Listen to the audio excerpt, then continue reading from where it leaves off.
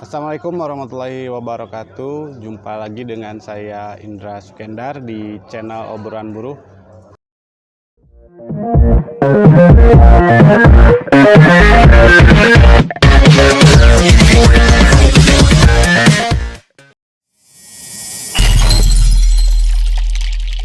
Hari ini saya sedang berada di Novena Hotel di wilayah Lembang, dan hari ini Dinas Tenaga Kerja Provinsi Jawa Barat mengadakan FGD tentang pembahasan Raperda Jaminan Sosial Tenaga Kerja. Kebetulan hari ini Pak Jinto ini menjadi salah satu narasumber dalam FGD pada hari ini. Kita sapa dulu Pak Jintonya. Selamat sore Pak Jinto. Selamat sore Kang Indra. Baik Pak Jinto, hari ini sebagai narasumber, apa saja poin-poin penting yang Pak Jinto sampaikan dalam FGD pada hari ini? Ya, pertama Raperda ini lahir karena menindaklanjuti Inpres nomor 2 tahun 2021 tentang optimalisasi kepesertaan BPJS Ketenagakerjaan, yang mana jelas RPJMD Jawa Barat itu baru terdaftar sekitar 6 juta atau 4,45% dari pekerja formal, sehingga belum tercapai RPJMN yang ditetapkan oleh Presiden, yaitu diwajibkan pada tahun 2024 itu 70% pekerja formal itu sudah harus terdaftar. Kalau kita melihat dari sana berarti ada sekitar 25% kepesertaan Jawa Barat yang tidak sesuai dengan target, dan itu diminta untuk sampai dengan 2024 nanti harus 70% pekerja formal dan 30% pekerja informal. Pekerja informalnya kita baru tercapai 9%, kurang 21% dari target yang ditentukan oleh pemerintah. Maka oleh karena ini adalah implementasi daripada Inpres yang disampaikan oleh Presiden nomor 2 tahun 2021 tentang optimalisasi kepesertaan BPJS Ketenagakerjaan, maka Raperda ini tentang penyelenggaraan BPJS Jaminan Ketenagakerjaan ini harus lebih operasional, harus berbicara lebih teknis. Nah, setelah kita pelajari, memang ada beberapa perubahan yang dilakukan dari draft awal, khususnya mengenai koordinasi dan tim percepatan dan juga mengenai sanksi.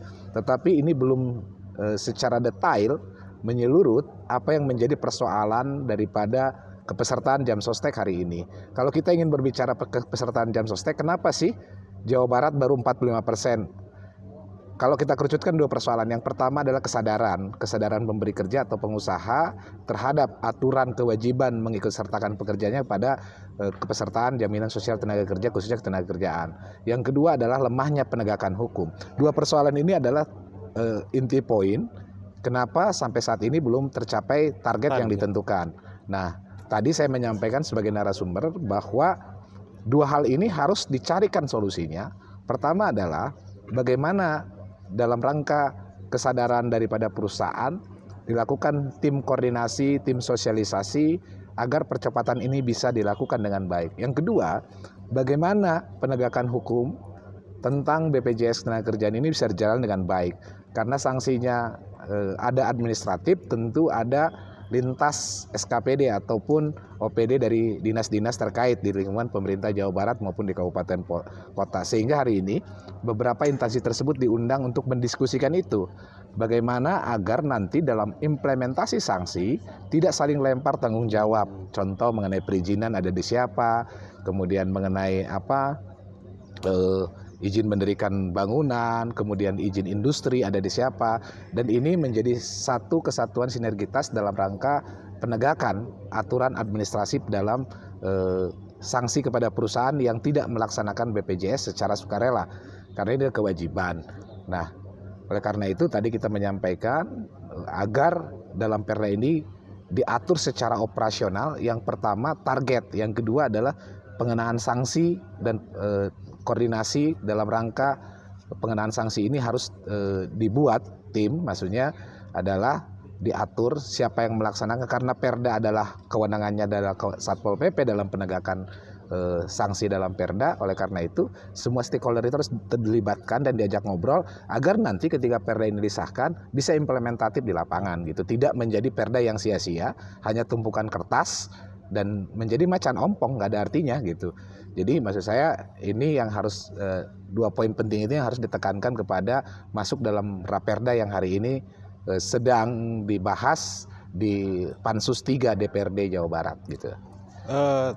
Setelah rancangan ini dibuat, Pak, tadi kan sudah ketemu dengan berbagai stakeholder. Menurut Pak Jinto masih banyak kekurangan kah di rancangan ini? Banyak kekurangan.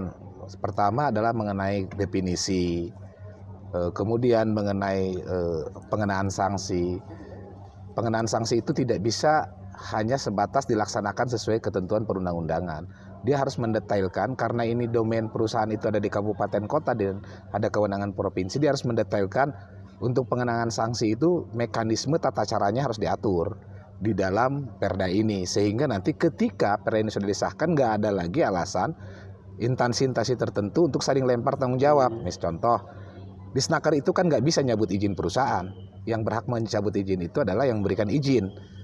Nah, sehingga di perda ini harus dibunyikan tim koordinasi itu gitu. Artinya tidak ada alasan lagi bagi instansi terkait yang punya kewenangan dalam perizinan dia tidak memberikan sanksi, karena sudah jelas diatur secara regulasinya dalam perda yang domainnya di kewenangan pemerintah Jawa Barat gitu. Jadi banyak hal yang harus disempurnakan dalam Raperda ini, tentang definisi, tentang tugas fungsi pengawas dan lain sebagainya juga harus dijelaskan sejauh mana kewenangan pengawas ketenagakerjaan provinsi dalam hal penegakan, kemudian mana batasan kewenangan jam sostek dalam pemberian teguran kan gitu, kemudian berapa lama teguran itu akan dilakukan, kemudian sanksi berikutnya seperti apa pelaksanaannya dan berapa lama. Karena kalau itu tidak ditegaskan itu sama saja, karena kalau berbicara sanksi sebenarnya sudah diatur dalam PP 86 2013 termasuk dalam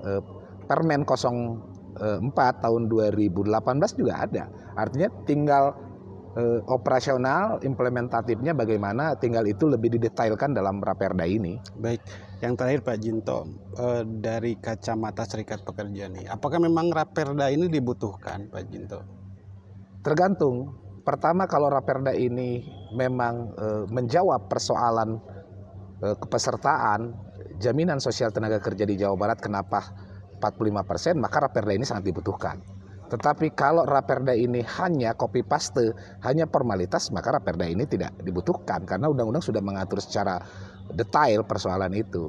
Tinggal secara teknis memang undang-undang PP tidak mengatur siapa pelaksanaan daripada sanksi tersebut, hanya melaksanakan sesuai ketentuan perundang-undangan, instansi yang bertanggung jawab di bidang ketenagakerjaan.